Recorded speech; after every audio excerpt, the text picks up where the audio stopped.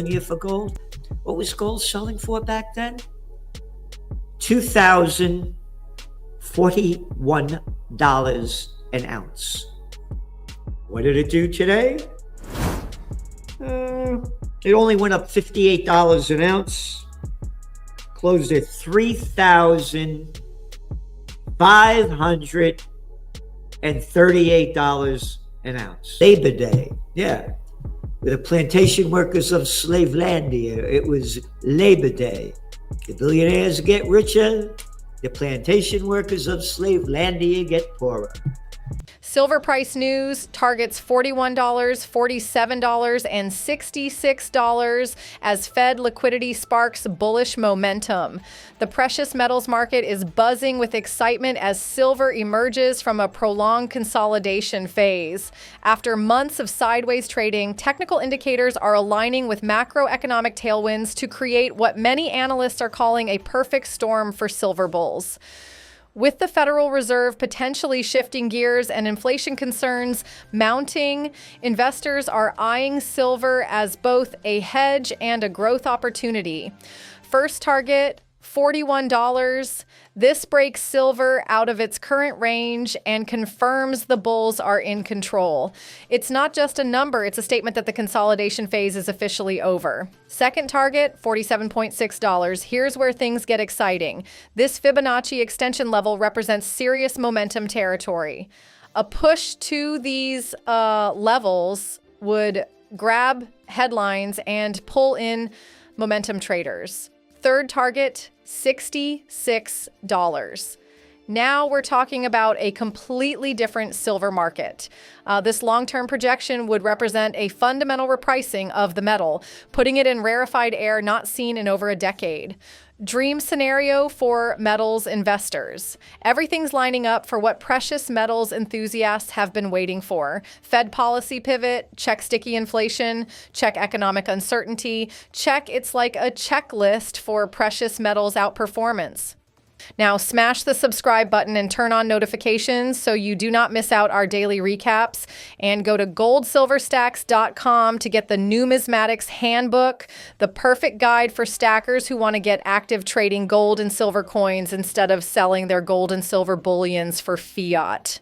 Enjoy the episode. Going back to the markets, what did I say for the last 3 weeks? Summertime's over. People are in a summertime frame of mind. Summertime. Yep. Over. I said the markets are artificially being propped up in August. When reality starts hitting the street again in September, you're going to see them go down.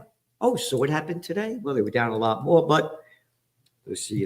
This U.S. The Dow only closed down about 250 points. S&P only fell about 0.70%. And the NASDAQ, it slipped 0.82%. And here's what they wrote in, this is the language that they use in CNBC. Investors took profits on bull market winners with the unofficial end of the summer season. No shit. Oh, and NVIDIA's, that only went down 2%. The other ones are going down. Again, get ready for the dot-com bust. You heard it first from us.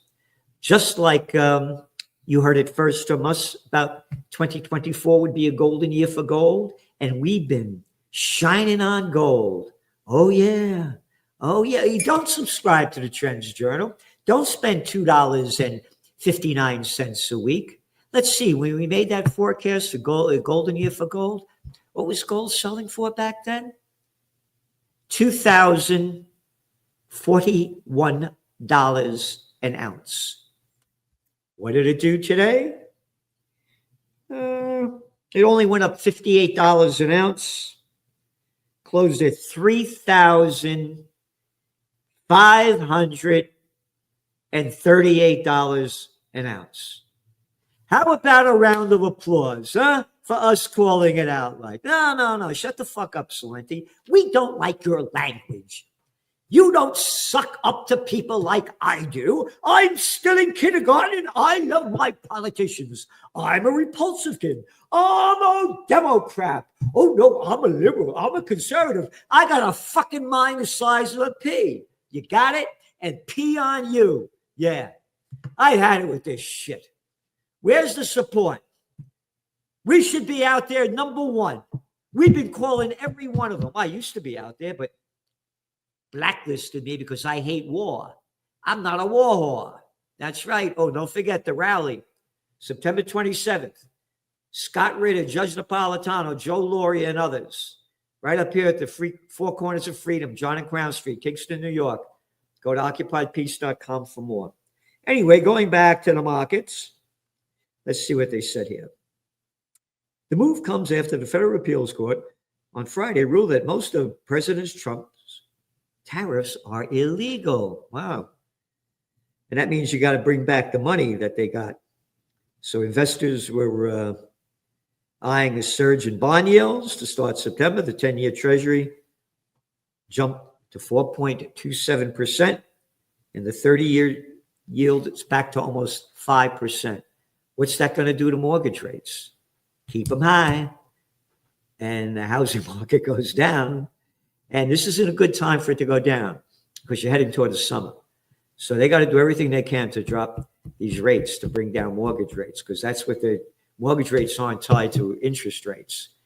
In today's news recap, Morgan Stanley raised its gold price forecast for the fourth quarter to $3,800, favoring gold, silver, and copper futures. Morgan Stanley published a report on the metal industry stating that a further weakening of the U.S. dollar should provide a tailwind for commodities. An increase in U.S. inflation could also attract inflows, and any stimulus policies from China would be an unexpected bullish factor for the industry. However, U.S. tariffs pose growth risks as the effect of stockpiling gradually fades. The bank prefers gold, silver, and COMEX copper futures. The bank expects tariffs on certain countries to be raised again starting August 1st, and tariffs on industries such as steel, aluminum, and copper may also affect and push up cost inflation in the industrial sector. Exports continue to support Chinese metal demand, but this support may weaken as tariff suspensions end. Morgan Stanley believes that the trends in the metal market this year will continue with upside potential for COMEX copper, gold, and silver, but platinum is expected to stabilize after a roughly 50% rise. The bank has raised its fourth quarter target price for gold to $3,800 per ounce, supported by central bank and investment demand driven by a weaker dollar ETF bid and ongoing uncertainty, while jewelry demand may recover as consumers adapt to higher prices. The bank forecasts gold prices $3,800 per ounce in quarter 4 2025, marking a multi-year top as the bank expects $3,500 per ounce in quarter 1 2025, 2026, and $2,500 per ounce for the full years of 2026, 2027, and 2028, respectively. However, Morgan Stanley also points out that there are many uncertainties in the industry. Key issues include the path of U.S. tariffs on specific countries and metals, the outcome of the U.S. Section 232 investigation into critical minerals, and whether China will introduce more stimulus measures. Now, we'll show you the best clips of the latest interviews, but first, smash the subscribe button and turn on notifications so you do not miss out on our recaps. And check goldsilverstacks.com to get the Stacker's Handbook, the ultimate guide to trading the gold-silver ratio and increase your ounces. With this easy-to-read book, you'll know everything you need to know to stack efficiently so you don't have to rely on market commentators. Enjoy the episode. Bond yields. So they're going to stay high. And what else? Yeah, this is what they wrote in the Wall Street, in the CNBC. August saw the S&P 500 add 5 new all-time highs. Yep, as we said, summertime and the living is easy. It's over. As we warned, When the summer high goes low, so too the equity markets.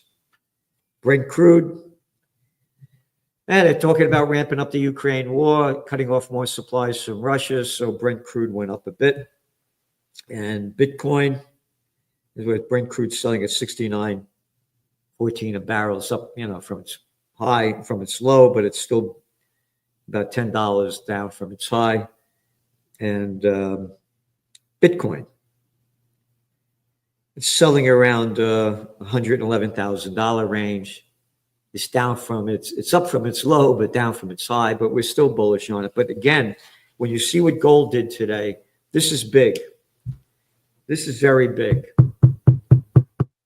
And it moved up high yesterday when the U.S. markets were closed. So they're going to do everything they can to bring down gold. Remember, the J.P. Morgan convicted of 5 felonies. They were convicted of rigging the precious metals market. They had to pay a $900 million fine in 2019. They don't want to see gold prices go high because it's showing you how low it's going to go geopolitically and economically. And what else do we have? China charts a pragmatic approach in global AI race. This is from the Wall Street Journal today. Yep. No shit. How long have we been saying this? How long? Oh, only since January 28th in your Trends Journal. China's going to lead the world in AI. China onshore bourses outperform rivals after domestic investors pile into AI shares. That's from the Financial Times yesterday. We told you this was going to happen. Ready for this? These are 2 articles. This is from the Wall Street Journal today. Trump's amassed $5 billion on crypto. The Trump family notched as much as $5 billion in paper wealth on Monday after its flagship crypto venture opened trading on new digital currency. Advance on stable coins risks taxpayer bailout, Nobel laureate says. Nobel Prize winning economist Jean Tirole has warned about, quote, insufficient supervision of stablecoins and a possibility that governments will be forced into multi-billion-dollar bailouts should the tokens unravel in a crisis. These tokens are fucking bullshit, making up a fucking stable coin. Hey, how about gold? How about gold? Who made up this fucking invented out of thin air, backed by nothing, printed on nothing, nowhere, no how, but this is the fucking game right now. What do you think of Schechtman's take? Do you agree with him? Is the big reset a reality, or is it all just bollocks? Post in the comments section down below your honest opinion and share with the stackers your gold and silver price prediction. Now, check this video right here because it's a perfect fit for you, and I'll see you on the other side.